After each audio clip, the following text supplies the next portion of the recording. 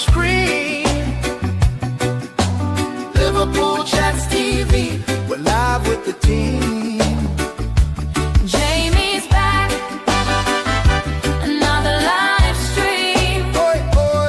Comments flying like a dream. Type your thoughts, let it all be seen. Liverpool Chat TV on your screen.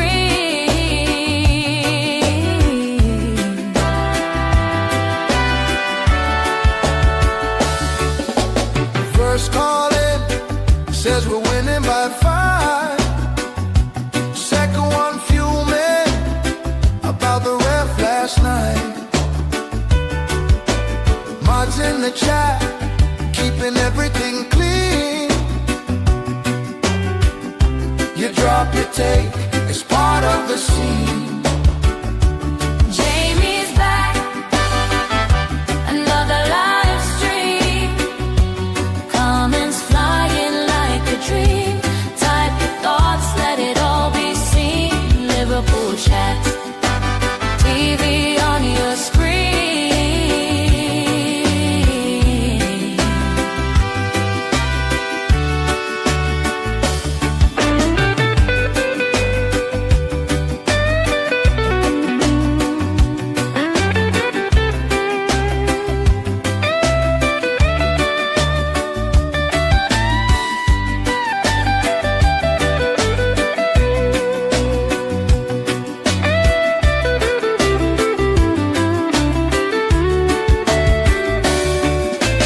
Who's in the chat? Say your name, Say your name. say your name. Drop that scoreline, call that game. Call that game. From Anfield Road to every screen,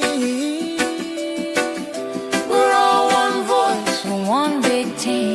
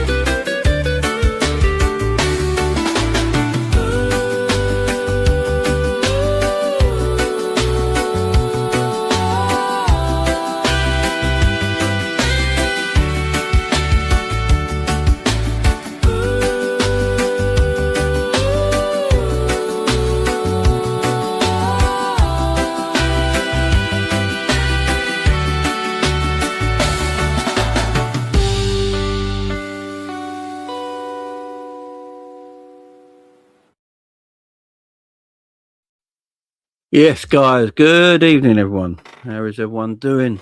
Hope everyone is doing well this evening. Big up chat. Big up everyone. Hope you're all doing good. Oh, so Ryan Gravenberch signed a new contract at Liverpool. Contract extension. My fucking mic. New contract. Sorry, guys. 1 second. My mic is all over the place. There we go. There we go. There we go. That's better. Shit start. Loving it. Big up Daryl, man. Big up chat as well, guys. Hope everyone's doing good. Morning, everyone. Good afternoon. Good evening. I hope everyone is doing good today. So, yeah, obviously, we're going to be talking about Ryan Gravenberch signing a brand new contract. Extension, I believe, till 2031 as well. We're going to be talking a lot about that today.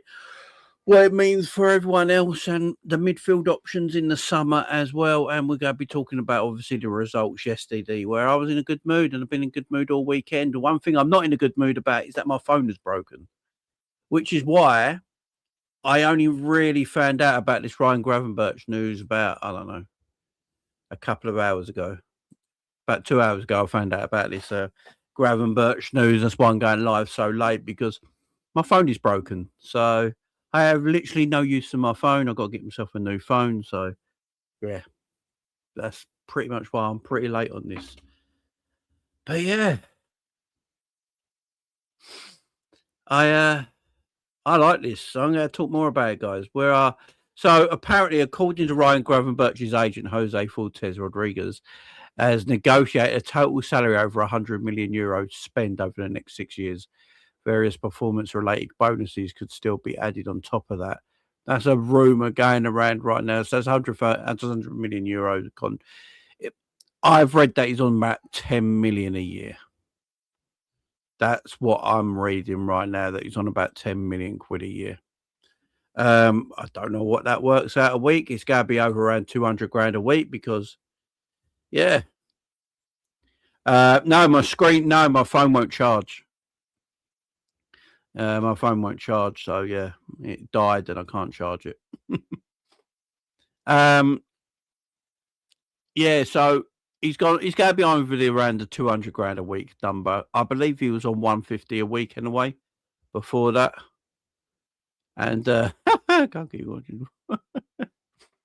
Jesus Christ, surely. He went from 150 to 280 a week. There you go. Be at honesty, man. Hope you're doing well, man. Nice to see you around, man. Yeah, look, Ryan was on 150 grand a week. He's got a big bonus included. He's got it up on his wage. He's over the 200 grand a week mark, man. So that's, for me, I'm happy about this. I know there's not a lot of Ryan Gravenberch. Look, we all get on Ryan Gravenberch. Yeah, I've called him Ryan Gravenberch in the past. I'm not going to sit here and pretend I haven't, right? But I'm a big Ryan Gravenberch fan. I like Ryan Gravenberch. I just don't think he's been used properly this year. I think we play him too much as well. The man barely gets any kind of rest. He's always playing. I feel for him a little bit. So, and because of that, I think he becomes the villain at times for the Liverpool fan base. And I'm guilty of it as well. You know, we're calling him Ryan Gravenberch and stuff like that. So I'm guilty of it as well. But I do think he's a good player, and there is a player in there of Ryan Gravenberch. So I think this is good news because I'm sick of losing all my young stars. It pisses me off. I don't know about you guys in the chat. You might not be a big Ryan Gravenberch fan, but surely we got to come to a time now where we go, enough is enough. We can't keep losing players for free. We can't let big name contracts keep going to zero. We just can't do it. We've got to protect the interest of these players. We've got to protect our own interest as well at the same time, or we're going to become stuck in a team that with Kanate right now, with Trent last season, almost with Salah and Virgil that season, where you almost end up losing them for absolutely nothing. Or they go to 1 year left in their contract and they just, you know, you got no choice, but, you know, you go lose them. So you might not be the biggest Ryan Gravenberch fan in the world, but we've got to start protecting our interests and the players' interests. We have to. You know, even if you sell Ryan Gravenberch in 2 years, at least you're protecting the interest of the club. You can get good value for him and stuff like that instead of just losing players for free all the time.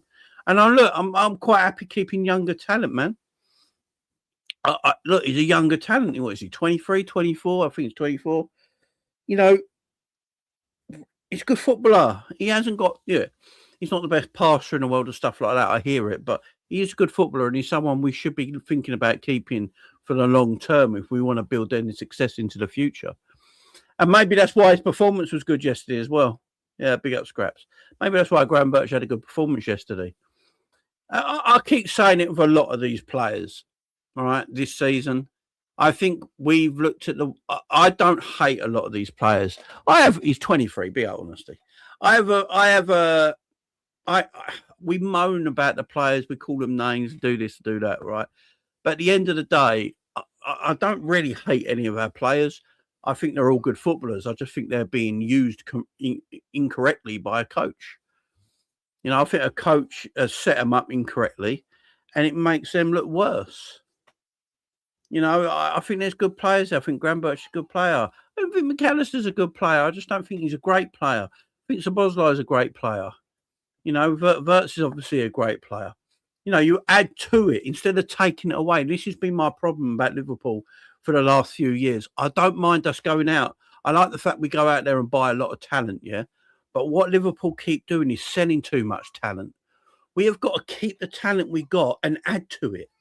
That's what Liverpool got to do. So you've got a Gravenberch, you've got a McAllister, a Szoboszlai, a Wirtz, a Curtis Jones. Keep them and add to it. That's what we got to do. We keep taking away all the time. And then all you're doing is taking away and adding and replacing a player. Instead, we should be adding to talent instead of replacing talent all the time. So I actually think it's a good idea and a good business sense by Liverpool Football Club to get Gravenberch signed up, in my opinion. If you don't like him or not, it protects the interest of the football club. It protects the player. It means we're not losing more young talent. You can buy a player and keep him as part of your squad going forward. He doesn't have to play every week if you go and get new players, but that means you got a better squad straight away instead of just losing them all the time. Makes no sense to me. It makes no sense to me. You know, if Liverpool want to compete and have better squads and have better benches, you've got to have very good players in your team that might actually not play every week. You know, that's the future now. You get a few guaranteed starters all the time in no matter what team you have. An Arsenal, a Liverpool, Man City, a Man United, a Chelsea. You'd always have guaranteed starters, but you should have very good players on your bench that you can pick up from. So yeah, I'm perfectly fine with getting his new contract. Honestly, he says there, Ryan Gravenberch on his new deal.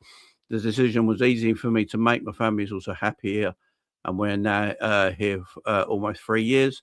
I know everything already. I'm happy. Bielsa always said back in the day, I didn't like to defend, but now I take the ball from someone. I really enjoy it. It makes me hungry to do it more. I really like the position. Is that what Grav said today, Honesty? Big up, man.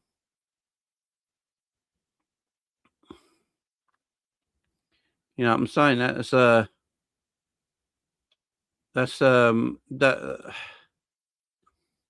I like that from Ryan Gravenberch. That means, you know, he's basically said there, look, my game growing up was never to defend like this, what I've been asked to do now, but I'm enjoying it. I'm willing to learn and get better from it. And as we said, if he's only 23 years of age and he keeps playing this way, he's going to get better at it. But you can't just leave him to be the only one who does it. And that's what makes it look worse. You put someone solider next to Gravenberch, and I bet he looks like a fucking different player. I really do believe that. Look, I've always said I don't think he's got the ability to play as an 8. I don't think he's got the ability to play an 8. I believe he is a 6. I think he has all the attributes of a 6. It just depends what number 6 you think a 6 is, guys. Because I'll tell you what, if a midfielder is tackling, that means they've done something wrong. I rather my midfielders are intercepting the passing lanes and getting in, you know, in putting themselves positionally correct more than they have to tackle. The best DMs in the world don't really tackle because they're in perfect position on the pitch. And if Ryan can do that, I'd prefer that. You know, all this stuff you hear about, you know, you strong tacklers and stuff like that. You know, it's bollocks. You know, it's bollocks. You know, people that tackle are out of position. Simple as that. That's why you tackle. You're trying to win the ball back because you're not in the right position. And you're not allowed to tackle in today's game either. So all these tackling midfielders that everyone wants, you're not allowed to tackle in today's football. What you need midfielders that are a bit more physical, you know, can hold their body strength. That's what you need. You know, you need a midfielder that can hold his strength, you know, be physical, but it's not all about the tackling, guys. It really ain't. I keep saying, if you have to tackle, you're out of position. Same with defending. Defenders, you know, like if you look at the tackling DMs in this country, they're all shit.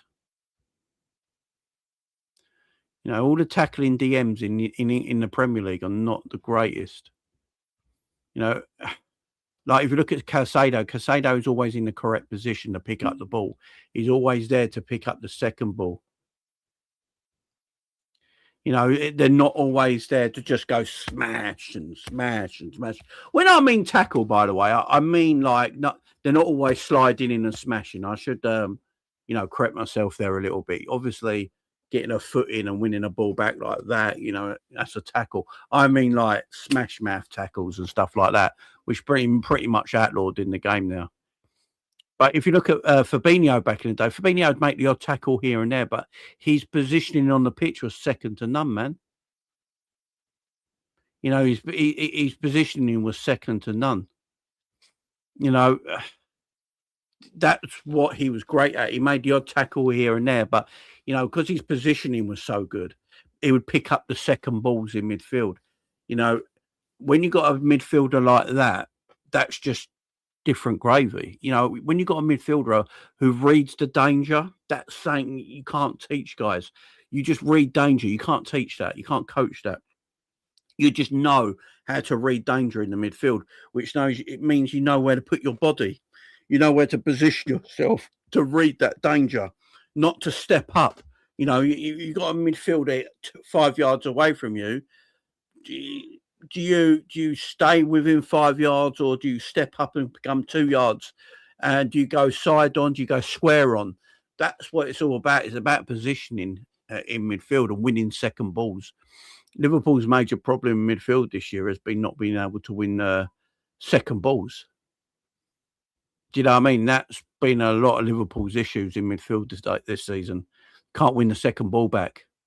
And that's because Liverpool's positioning of players is absolutely awful, because Slot lets our midfield advance.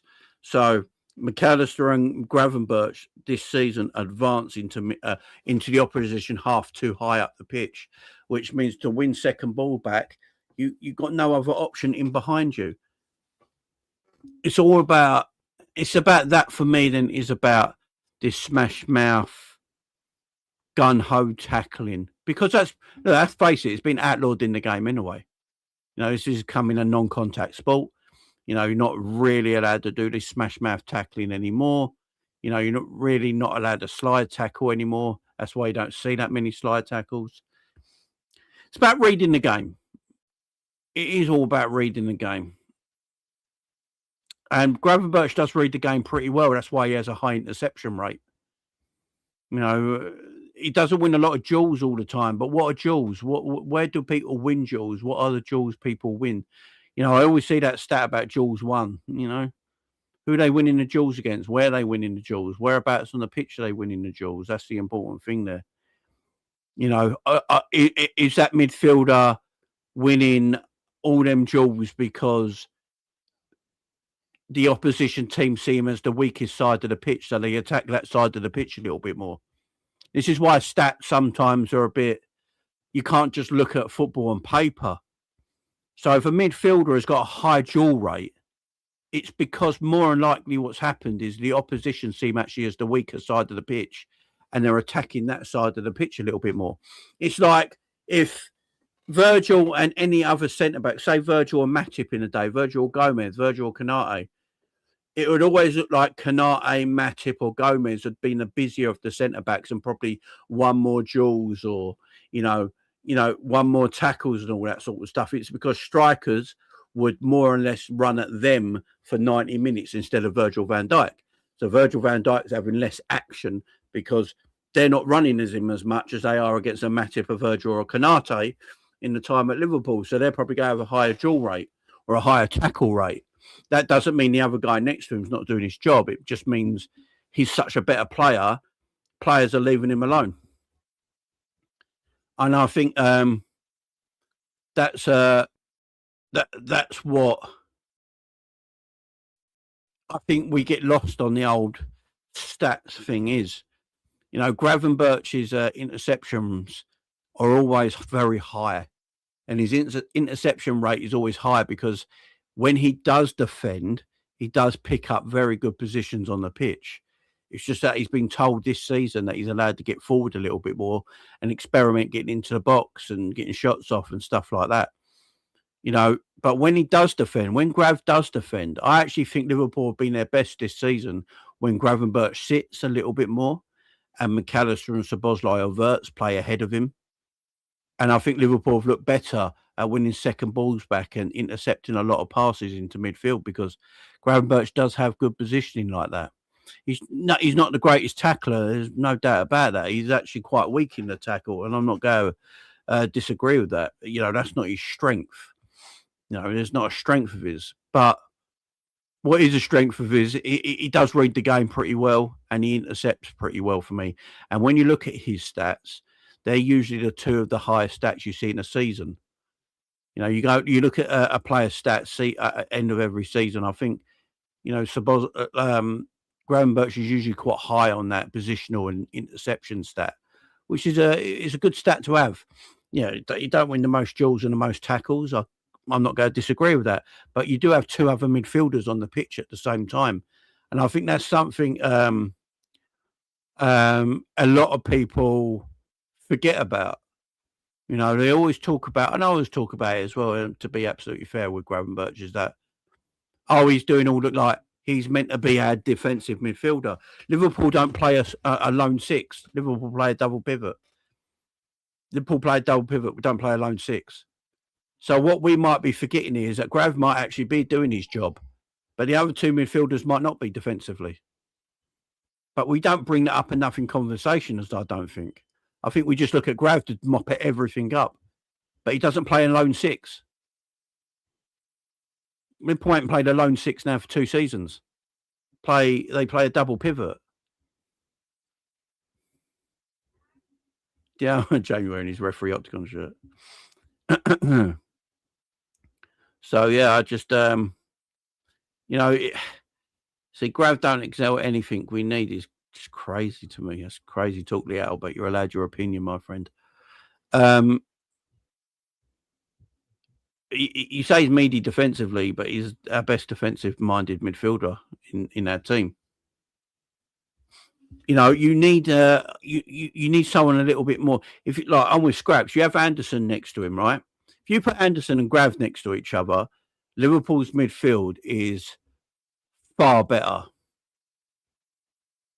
It is far better, far better, far better.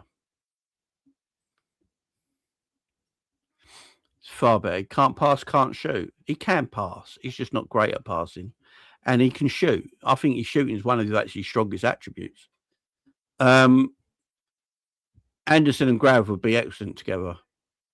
Yeah, and this is why we always say about like McAllister as well. You put in McAllister, Szoboszlai, as good as Szoboszlai has been this season, yeah? And Szoboszlai is fantastic, right? He's an all-action midfielder. He's a different kind of midfielder. But would anyone actually say Szoboszlai has been excellent defensively for Liverpool this season? I mean, look at the goal we conceded yesterday. Szoboszlai should have done better. So are we saying Szoboszlai is great? Has been fantastic defensively this season. Has McAllister been fantastic defensively this season? Do you know what I mean? Like, what? This is what I'm trying to say. We need to look at our midfield from a defensive point of view for all 3 of these players. McAllister's not been defensively great. Gravenberch has not been defensively great. Szoboszlai has not been defensively great. Curtis Jones has not been defensively great at times. It's not like they can't do the job, right? Obviously they can.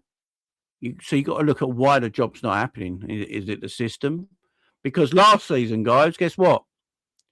Gravenberch was defensively good last season. It's why he won Young Player of the Year and got in the team of the season, because he actually did a good job last season. What's changed last season to this season?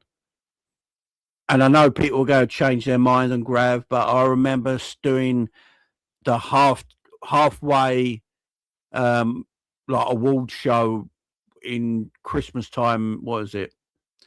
Was it last year or something like that? What was it? I can't remember now. Last season, the 24-25 season, the end of that year, the end of 2024, going into 2025, everyone looked back at it and went, bloody hell, Grav's had an excellent season. Really good. And what was he? What was he? He was our defensive midfielder, and we had the best defence in the league up to Christmas, yeah? Then after that, the whole team went a bit weird. Why did the whole team go a bit weird after Christmas? Because Slot changed his tactics, which we all talk about. We all talk about. From January 2025 all the way up to where we are today, we have spoken about this time and time again. Slot changed our tactics a little bit and tweaked our system. This is what I'm trying to say. Like, we can't say we had the best defence up till that, that point in time, and then we blatantly noticed a massive change in our system and tactics in the whole of 2025. We talk about it every week. I've spoke about it. The Coppish boys have spoke about it. Ends have spoke about it. All Liverpool channels have spoke about the change in our system in the whole of 2025. But before he changed the system, Grav was being touted as the best DM in the Premier League at that time. And we found a new DM, Grav's doing bits. So is it really the player? Is it the system?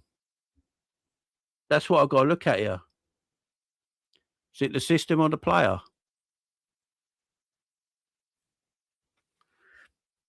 And if everyone says Grav has been found out, right, if Grav has been found out how he plays, then the manager should tweak it a little bit, yeah? Surely that's the way we do things around here, yeah? Exactly, Mantis. This is what I'm trying to say. This is what I'm trying to say to everyone. The manager, Gravenberch, told us himself that it's changed this year. He's got more license to get forward. Why has my DM now got license to get forward, where last year it was my DM and we had one of the best defences in the league? We won the league. What did we all moan about? Guys in the chat, what did we all moan about in the 24-25 season? Yeah, we won the league and we were proper happy, yeah? But what did we moan about from January onwards? We didn't rotate the team enough and we got tired. Gravenberch played every minute of every game with no rest. Every second. He didn't even get substituted. And we all said, he's going to tire out. He's going to tire out. He's going to get exhausted. What have Liverpool done this season? Gravenberch said himself, the manager changed the system a little bit. Manager changed the system a little bit. And now we're more attacking. So maybe the issue is more of the system than it is the players, guys. Maybe we got to look at that. Maybe if we put someone next to, big up everyone in chat, by the way. Maybe if we put someone next to Grav, like an Anderson, someone like that, we actually look a lot better. McAllister can't run, man. McAllister can't run. So what does Grav have to do? Grav has to double up and do his work and the defensive work of Alexis McAllister.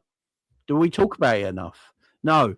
People just talk about McAllister's had a good game because he scumbags or a goal in the 97th minute of a match and everyone gives him a 7 out of 10, although he was dog shit that whole game defensively. The man can't move. Man can't turn. Teams now, look where most of our goals are conceded, guys. A lot of our goals are always conceded when the ball goes over McAllister's head because they know he can't get back. So Gravenberch has to do his work and then McAllister's work. So he's dragged all over the pitch because McAllister can't run. And then we've got Florian Wirtz, who's a number 10. Why do we want Florian Wirtz to drop back in a defensive midfield position? Why are we dropping our number 10, who, at Bayer Leverkusen was on the cusp of being a world-class number 10? Why do we have him now dropping into defensive midfield positions to pick up second balls and that and start counter-attacks? It's because because Mac's not got the movement and the mobility to defend. He can on the ball, get him higher up the pitch. He's better on the ball in front of goal. I agree with that. But when the ball goes in behind McAllister, he's a liability. Then you've got to have Grav covering his side and then McAllister's side. Szoboszlai is not a great defender. He's a good footballer. He's not a great defender. That's why every time he plays at right back, he makes a damn mistake. Every single time Szoboszlai's at right back, he makes defensive mistakes. Do you know what I mean? When Gravenberch plays centre back, he actually looks quite decent. When Gravenberch plays centre back, he looks quite decent because he can intercept. It's for me, it's a system thing. Again, I don't hate on any of these players. I just think these players at this moment in time, we play too openly, you know, for some of our players with no mobility. You got Mo Salah, he hasn't got the mobility he once used to have on the right hand side. So him coming back and helping anyone in midfield and the right back is going to be a weakness right now because he hasn't got the mobility to defend like that, to go up and down anymore. Cody Gakpo is too clumsy. Yeah, he hasn't got the mobility like that. Yeah, you got Ryan Gravenberch, who can be physical and press and win duels and stuff like that, higher up the pitch where you want him to win it. But he's dropping down now into a central midfield area to win second balls and start counter attacks, which is not his game because he ain't got the mobility for that. You're asking McAllister to do that; he hasn't got the mobility for that. So the system is fine when Liverpool have the ball. When Liverpool have the ball, the system is fine. This system that Liverpool play is absolutely fucked when we haven't got the ball because 4 or 5 of our players that play week in, week out haven't got the mobility to defend. And then we're asking 1 or 2 of our players, Szoboszlai and Gravenberch, to do all the midfield work. All the midfield work. Them 2 are asked to do all the midfield work. Gravenberch has to mop up for everyone in midfield. Szoboszlai has to do all the athleticism, all the running, all the movement. You know, and we're all at sea. Salah can't run back. He's 34 almost. He hasn't got the mobility to run back and cover the passing lanes in the defensive midfield areas on the right-hand side of the pitch. You know, he can't intercept from there. You can't ask Mo can't run back onto the halfway line, intercept things on there, pass the ball and start transition. Cody Gakpo's too clumsy to do it off the left.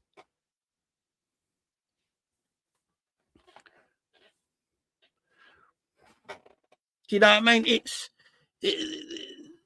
This is what I'm saying. So on the ball,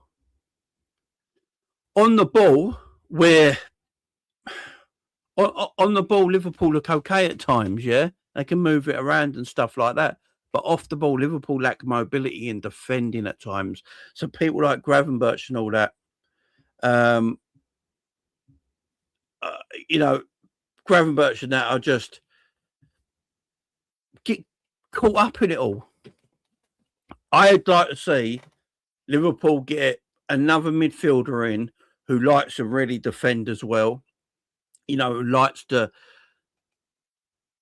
I really want a midfielder that likes to defend. He put an attribute into defending as well and play him alongside Gravenberch and change the system a little bit where them 2 sit a little bit more. Yeah. You know, Grav sits a little bit more and someone like Anderson can just play in front of him a little bit more and you've got Wirtz in the 10. And let's see how better we are. I see we're pacing the wide areas, you know, real pace, just dynamic pace down the right and left-hand side. And a more solid midfield structure. I bet it looks fucking better, guys. I bet it looks better. But this season, Gravenberch said it himself. The managers gave me more, has allowed me to move forward in games. You know, I'm allowed to attack now and get forward. So if Gravenberch is getting forward in an attack, yeah, because the manager says he can, you got Alexis McAllister who's dropping back, who can't move. It's crazy and makes no sense from a strategic point of view. So, you know why Slot said it? Because Grav can move forward. Because Grav's good on the ball. He can move with the ball. And he's got long strides. He can move forward quite quickly, yeah? So that's why Slot's probably asked him to do that. Also, Gravenberch has got a pretty decent shot on him, right? Not a great shot, but he's got a pretty decent shot on him. So he's probably thinking, moving forward, I can use that part of his game. But then you leave McAllister as the one sitting back because Szoboszlai is getting forward. As much as I love Szoboszlai doesn't really want to sit on the halfway line and defend. He wants to crash the box. He wants to get in the box or around the box to get crosses in or, get shots off on the edge of the box and stuff like that. That's what Szoboszlai wants to do. So then who you got in your own? You got McAllister, who can't fucking move, who turns like this. He can't move. It's a strategic issue more than it is for me a player issue right now. It really is. Really is. And then you've got wingers who, instead of staying out wide like this, the width of my screen right now, they're where my shoulders are. So if they're here, if my wingers are here, and my midfielders are here, guess where all the room is for the opposition? Out here, where we all get stretched and pulled apart. So midfielders have to stretch and pull apart. You're asking McAllister then to go over and move over into a wide area. It's like, oh, see you later, Mac. Yeah, ball goes over his head. Can't get fucked. So I like the fact that Gravenberch is given a new deal. I just think Gravenberch this season, I think Gravenberch is a better player than I think he's been shown. And I think he's only improving as a footballer. He's 23 years of age. I just think you put him in better positions on the pitch and you give him a job to do, and you help him with that job with a better structure in your team. I think you'll see a better Gravenberch. Look at yesterday's game, yeah? Gravenberch was one of our better players yesterday. Gravenberch was one of our better players yesterday in that midfield. Why? We had pace. Look how many. There was like 2 or 3 times when Gravenberch stretched it out over to Rio on that side of the pitch. What have I been saying for the last week or so on this channel, guys, about Liverpool's midfield? We got no out ball. Our midfielders get their head up and they've got no one making runs, no one stretching the pitch because Salah and Gakpo come inside here and they've got no width. They've got nowhere to throw the ball up, yeah? And Gravenberch is not that sort of passer that he can thread the ball through the line. That's not his strength, yeah? And it doesn't mean he's a shit player because that's not his strength. But yesterday, he had Rio hugging the touchline, right? Really wide, like out here where my finger is, really wide. Gravenberch gets his head up, just kept trying to throw balls out to him first time. Getting his head up, right, I can see that, I'm going to pass it over there. It makes a massive difference. It makes a massive difference just having pace on the wide areas of your pitch to your midfielders. I think a lot of midfielders would struggle in our team this season because of the lack of width and pace in our side. Because they're overworked. They're so overworked, it's unreal. Where are you passing the ball to? Guys, if you're really narrow like this constantly with no width, yeah, right? Constantly narrow like this with no width, and your striker keeps dropping deep as well because he doesn't want to stay up top because he knows he's not going to get the ball. So you've got your main striker drops deep. Your 2 wingers are really narrow. Of course, we're going to give away the ball all the time because where can we pass the ball to? So where does the ball go? Go side to side, go side to side. It goes back to the fullbacks. It goes back into midfield. It goes side to side again because we've got no width. All midfielders in our team this season would struggle because of it. But you look at the Wolves game yesterday, as soon as there's a little bit of width and a little bit of pace, it opens up your midfield. The midfielders can get their head up and they can go, fuck me, I don't have to just pass it in front of me now. I can fucking straight it over there. The midfield's in shit. You're getting overworked in midfield. You're getting pressed and all that. You need an out ball. You get your head up. You see you got a Rio or a Frimpong running down the wings. And you're like, I'm just going to fucking boot it into space. I'm going to boot it 40 yards in front of me into space. Hopefully they can run onto it. And it's your midfield reset. I think the most issue with Liverpool this season is that, we overwork our midfield and we're not strategically right. And it's making a lot of our players look bad. Yeah, they were doubling up on Rio, man. And I like yesterday, Mantis, as well with Rio. And the way him and Robbo worked on that left-hand side. That is the first time this season I've seen a left winger and a left back in our team working as a team together. And what a difference it made. You know, Rio would get the ball, Robbo would either overlap him or underlap him, but he was always making runs for Rio. And I just thought that is the first time that I've seen it this season where we doubled up in a wide area. And that's one thing that's been bugging me, that Liverpool don't double up on the wide areas at all enough. You know, and when you've got pace and you've got good fullbacks as well, you should be able to double up in the wide areas and stretch the pitch. But when you're playing Cody and Salah, because they like to come inside so much to get shots off, you can't really double up in them because you can't push it. It's so difficult. It is so difficult.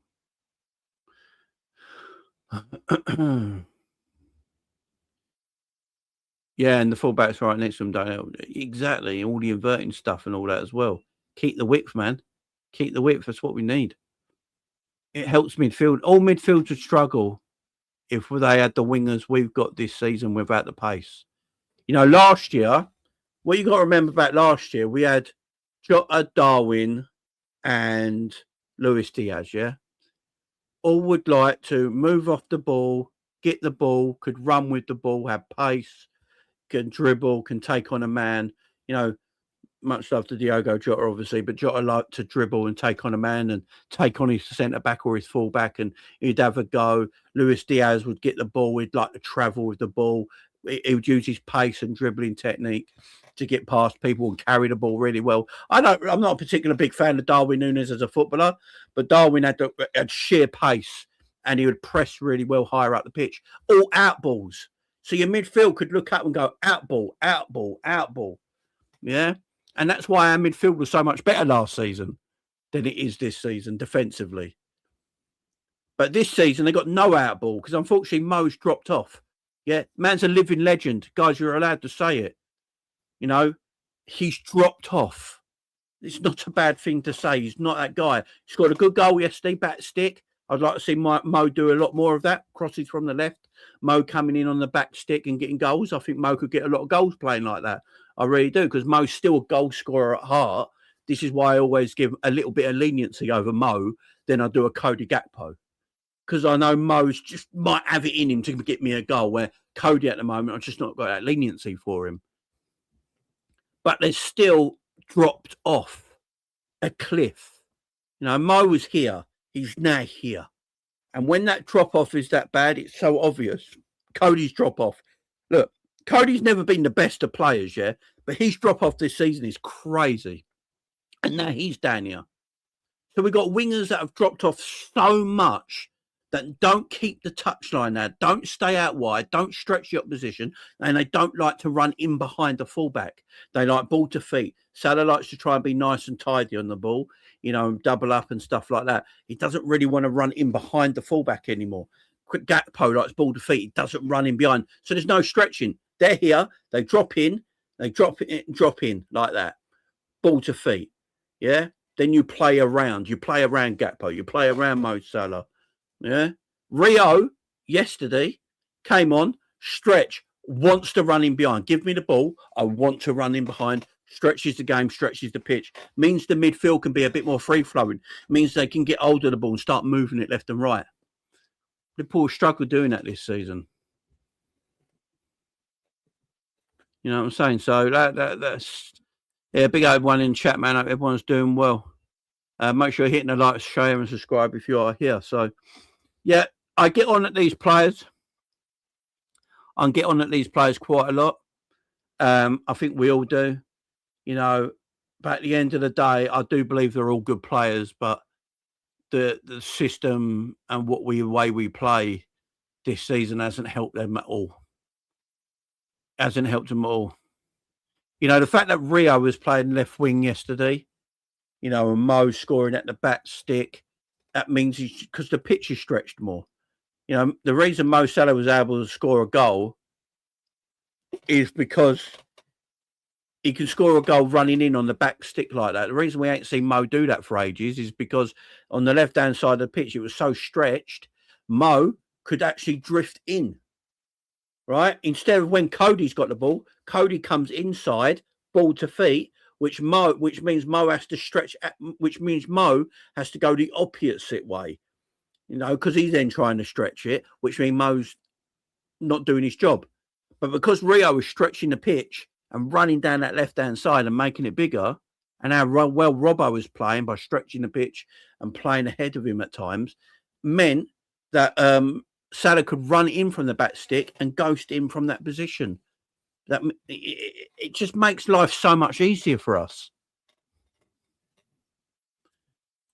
Just means we will play better because of it. Yeah, definitely. Bring Dewey here, man. Kakpo is the oldest 25-year-old. It's mad, ain't it? Yeah, Robbo was perfect. Robbo's delivery was excellent yesterday after he got his goal. And that's the thing, like,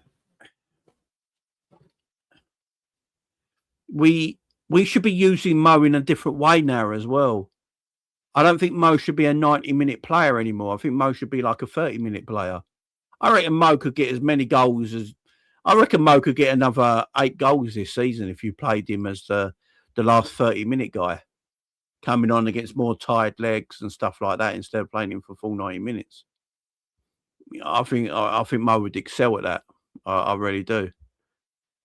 But again, we're throwing him out to the walls for 90 minutes every game. We're throwing Cody Gakpo out to the walls for 90 minutes every game. And it's making them look shit because the system's shit. And they've dropped off. They completely and utterly dropped off.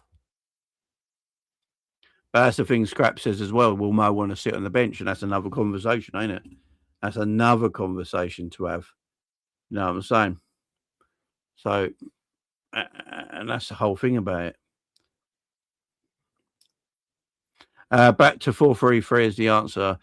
We have the players for it. Yes, he showed it. I agree. Absolutely agree. I agree with what Scrap said there about Mo being on the bench as well. He doesn't like it. So, if you don't like it, that's why, look, it's why for me, they all go in the summer, man. If they don't like being on the bench, then they got to go. Do you know what I mean? I don't care who you are. I don't care who you are. Right now, I don't actually mind Frimpong playing right wing. I think Frimpong gives us a little bit extra something when he plays right wing as well. He's that 5 yards of pace that he has when he goes past the defender is incredible. No one can catch him. Lightning in a bottle, ain't it? It's lightning in a bottle having that sort of pace. Rio off the left-hand side. It's something for the manager to look at. It really is for the rest of the season. We've only got 8 Premier League games left, and we've got a quarter-final of an FA Cup and a last 16 of a Champions League. For me, Liverpool should just put all their eggs in the baskets now and start playing these guys. I said it on the Sam show yesterday. People talking about you can't play Rio too much because he's so young. There ain't that much football left this season. Why can't Rio play every week? Do you know what I mean? Why can't Rio play every week? There's not that many games left. We're in March. This is not like the summer. I'm not in September. Why can't Rio play every week from March?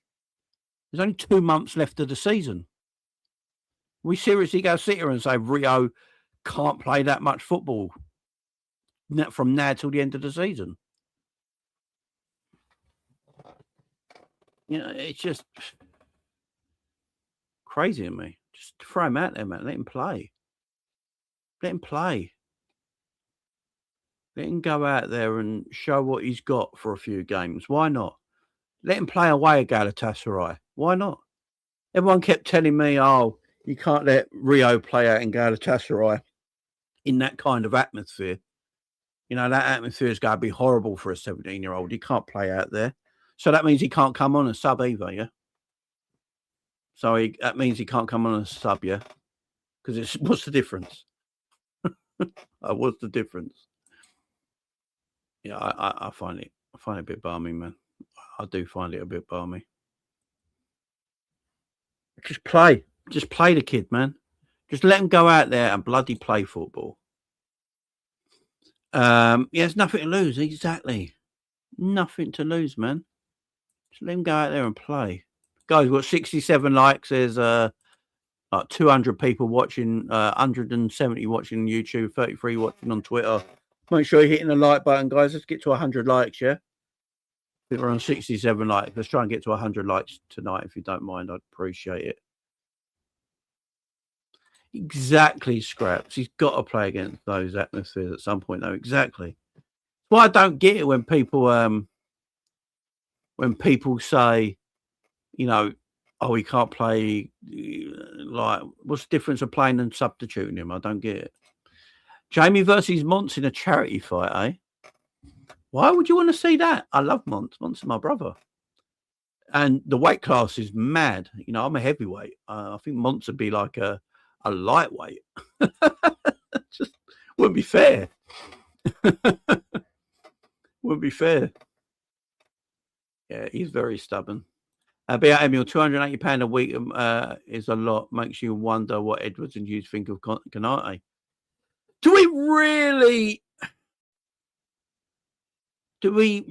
think? Do we really think he's on 280 grand a week, guys? Do we really think that? Jamie to Ireland. What's happening in Ireland, PSC? What's happening in Ireland? My wife's family's from Ireland. I big up Scout Stewart. I love Rio, but I don't think he can play a full 45 yet because he looked tired after that first half against Wolves. Full 90, you meant? Oh, here. Yeah, playing for one half, man. I don't mind that.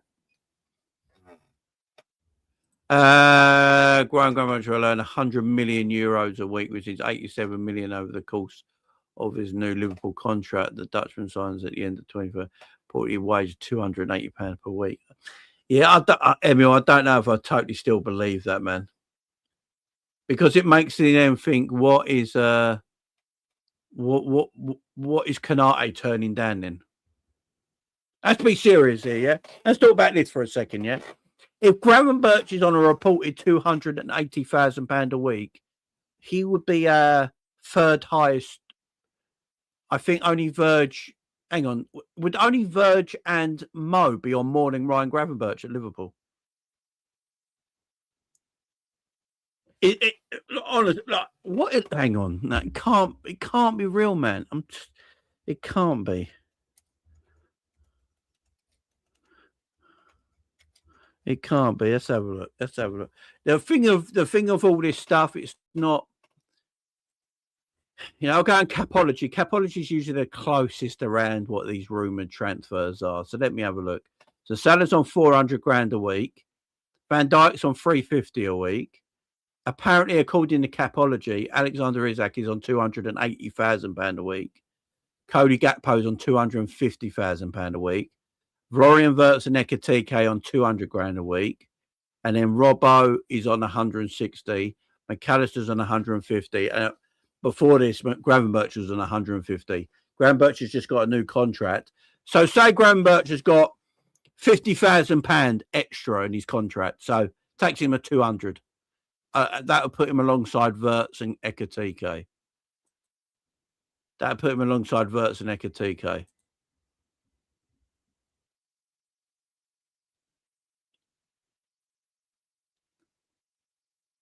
Is that the Dutch geezer? Yeah.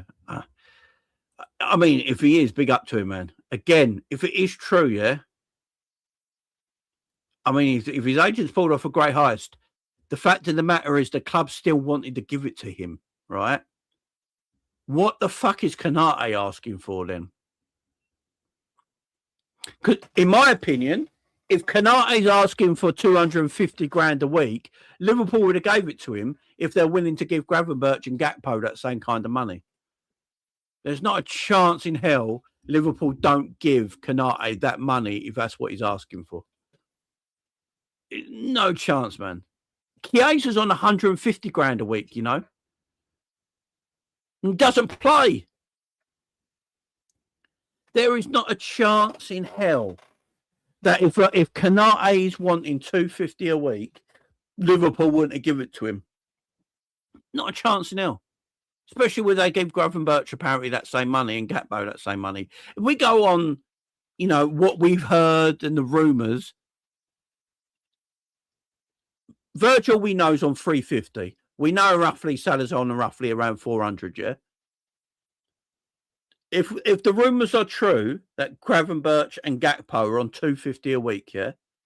What the fuck does Konate want that Liverpool won't let him sign a new deal?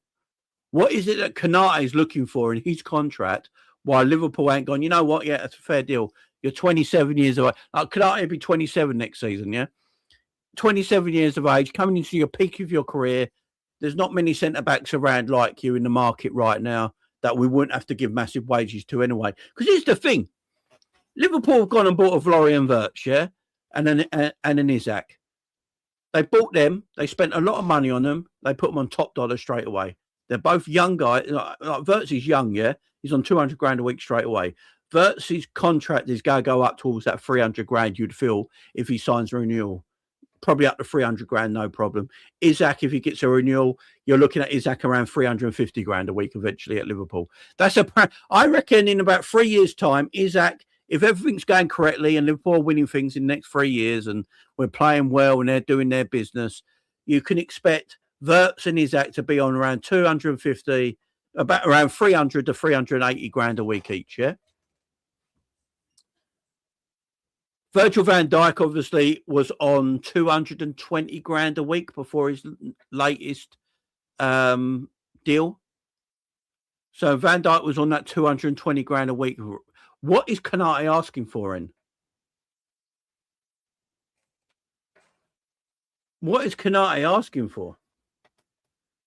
Gravenberch on 192 grand a week basic, which means he probably gets a bit of bonus. So his bonus probably takes him around over that 200 grand a week mark.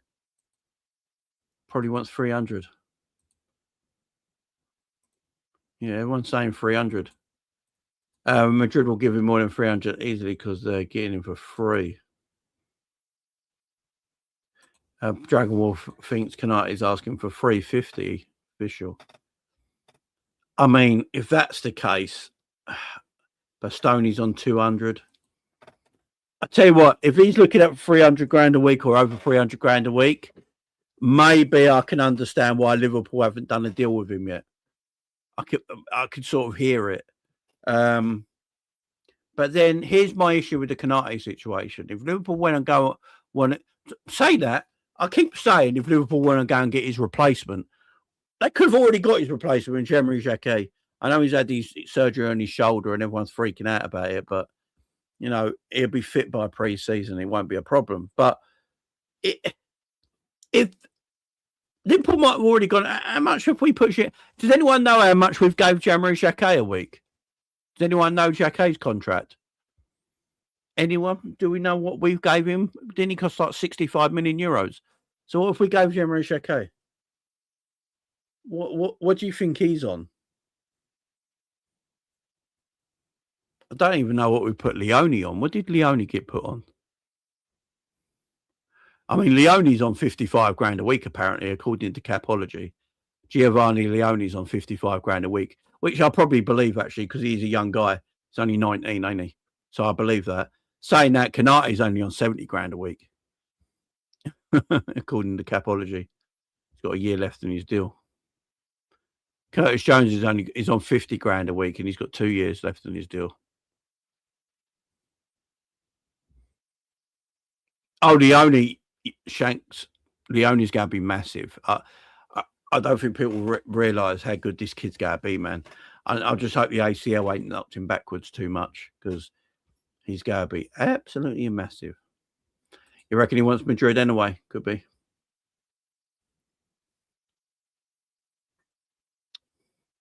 But yeah, James just subbed. This is a diabolical decision, in my opinion. Should put the money towards better DM's wages. Big up, my man. Watch the show from the beginning and then let me know what you think after, my friend, because we discussed that. Let me know what you think about what I said at the beginning of the show in the comments after the video, man. Appreciate the sub as well. Thank you very much. Much love to you. I'm glad you're here to join the community. Everyone, big up the new man in a new friend in the chat. Welcoming him. Welcome all the new subs in, guys. Anyone subs, just shout out. If you're a new sub, just shout yourself out in the live chat. We welcome you into the community as well. So welcome to the community. How much is Slotterbeck on? I don't know. I'll have a look. Let me have a look. Slotterbeck.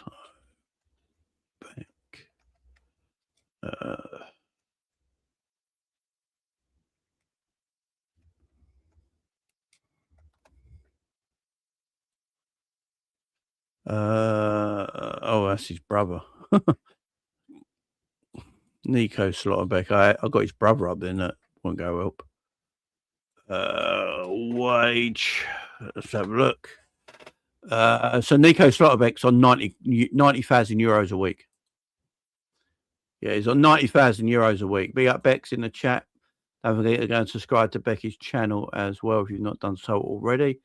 Go and show Becky some love as well on her YouTube channel, Becky_TT. Go to that. Go and subscribe to her YouTube channel. Go and subscribe. Go and share the love over there as well. So he's on 90 grand a week. So Slotterbeck's on 90,000 euros a week. What's that, about £82,000 a week? £80,000 a week. So if Liverpool go by Slotterbeck, they could probably put him on a 200 grand a week contract. And they probably think that's a better deal than giving the money to, I don't know. Yeah, UFC's going to be good, man. I've got to go and get a nap in a minute. I don't know. Look, it could, guys, with Konate's contract, it might not even be what he's getting paid a week. It might be other things. It might have something to do with sponsorships in the contract. It might have to do with players' likeness. You know, they like to put their like what they do outside of the football club. Like they might want to put their face on them, merchandise or something like that. They can get sold and make them money from outside the football club. It could be anything like that in the contract. It might not actually be about wages. You know, it might not actually be about wages. It could be about anything in his contract. And I think when we always talk about contracts, we just assume we just talk about wages and how many years, don't we? But so much more goes into a contract. You got bonuses, you got sponsorships, you got a player's likeness that can go on toys or figures or T-shirts or bags or jumpers, coats, scarves, hats, all that kind of stuff. Yeah, they have all that in their contracts as well. It could be that as well. It could be that as well. It could be could just be that. You know, it could be. You know, the wages that Liverpool and Konate have agreed with on his contract could be perfectly fine. You know what? Konate's contract, wages-wise, might not be a problem. Maybe the problem is that Liverpool only want to give him a 3-year deal and Konate wants a 5-year deal. But the wages are not a problem. You know, maybe they've gone, right, 300 grand a week, Ibu. We're offering you 300 grand a week for 3 years. And Ibu's like, I want 300 grand a week, but I want it over 5 years. You know, I want it over 5 years. And Liverpool are looking and going, look, you're 27 next season when this goes into effect. 5 years will take you to 32, 300 grand a week. It's a bit too, we're not there on that deal. And Ibu's like, I want 5 years. 300 grand a week at 5 years. And that's where he's stuck. And like, Ibu could be stuck on that number. And the club would be like, that's not where we want to go to. Because, well, you got to remember as well, 300 grand a week for 5 years ends up being a lot of money, right? 300 grand a week over 3 years is a lot less money. So that's how the club might be looking at it. So it could be as easy as that. It might not have anything to do with wages. Might not have nothing to do with wages. I honestly believe Ibu wants to stay. It's just ain't going not right for the contract right now. Yeah, I'll be doing UFC later, man. I'll be doing UFC later. I'll be doing all the UFC later. I've got to end this in a minute because I've got to have a little kip before UFC starts. So yeah, I'll be doing that later, guys. With Cal and Luke on Cal's channel.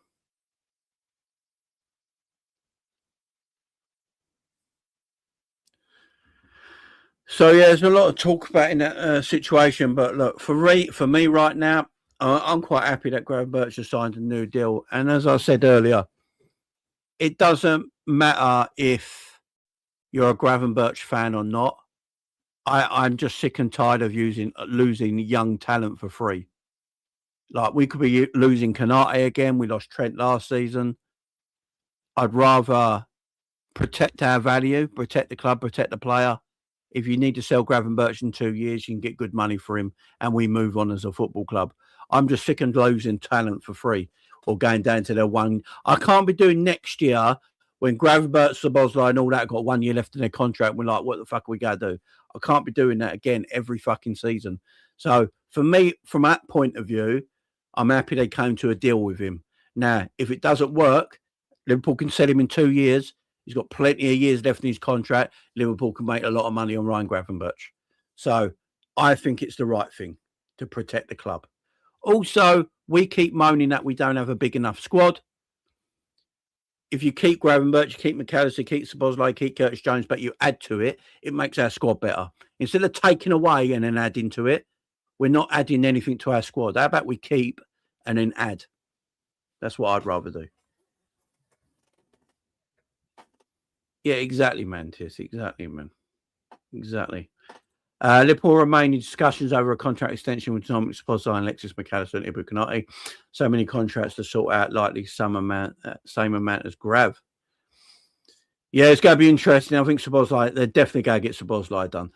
Guys, what I'm going to do, I'm going to be back on Monday, and we're going to be talking more about this on Monday. So I won't be live tomorrow, guys, because it's my sister's birthday, so I'll be I'll be out all day tomorrow. So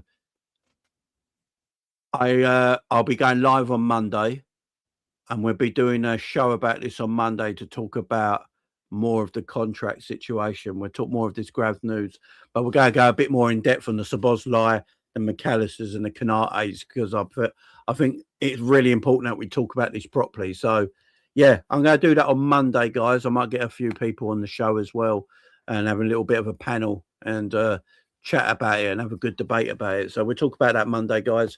Big up, everyone. If you are watching UFC tonight, Cal, me and Luke are live at 2 a.m. on the Sanderson Show on Callum's YouTube channel. So make sure you go over there for that. Actually, let me see if he's made the thumbnail yet. Because if he's made the thumbnail, I can send you all over and you can just set a reminder. Let me have a look. Let me see if I can redirect over. I don't know if he's made a thumbnail yet, though. Let me have a look. Let me have a look here. Oh, he has made it. There you go. Right. So what I'm going to do, guys, I'm going to redirect you over to the Sanderson Show. That's where we're going to be live at 2 a.m. in a couple of hours' time. Go over there now and just set a reminder. Hit the notification bell, set the reminder. So when it goes live, you can watch us then. So go over there now and do that, guys, if you don't mind. Yeah, and hopefully we'll get the news tonight, the UFC White House card as well, which is fantastic, big news. So big up, everyone. And if you are here awake at 2 a.m., make sure you hit us over on the Sanderson Show. I'm redirecting you over there now. Go and hit a like on that video and hit a reminder, hit the notification bell. And when we go live, you'll remember and bang, you'll be there. Much love, guys. See you then. Bye-bye.